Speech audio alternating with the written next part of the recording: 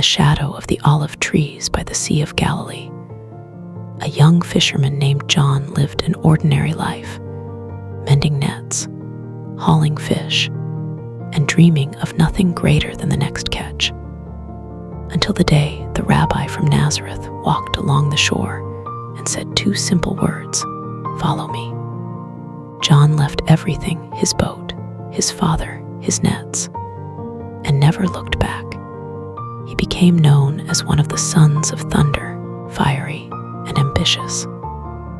But something in him softened in the presence of Jesus.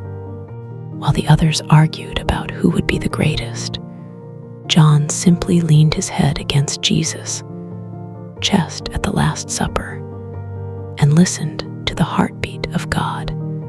He was there when the others fled, at the foot of the cross, while fear scattered the disciples. John stood with Mary, the mother of Jesus. In his final moments, Jesus looked down and gave John perhaps the most sacred assignment of all. "Behold your mother."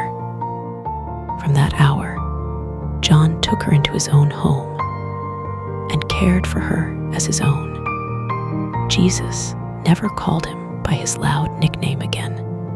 Instead, he gave him a far more beautiful name in the eyes of heaven, the disciple whom Jesus loved. Because John loved Jesus more than the others, but because he allowed himself to be loved more deeply. He rested in that love when others were still striving to earn it. Years later, after decades of persecution, exile on the island of Patmos, and watching every other apostle die a martyr's death, an old John sat down to write. His hands trembled, but his heart burned with the same fire. He didn't write about signs and wonders first. He wrote about love.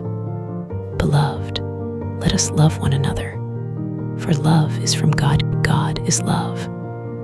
Whoever abides in love abides in our God, and God abides in him." The thunderous young man had become the gentle apostle of love.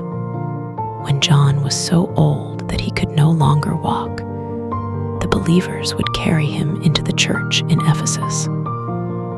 Every gathering, with his last remaining strength, he would whisper the same message over and over: "Little children, love one another." When asked why he repeated it so often, the aged disciple smiled and replied, "Because it is the Lord's commandment. And if this alone is done, it is enough."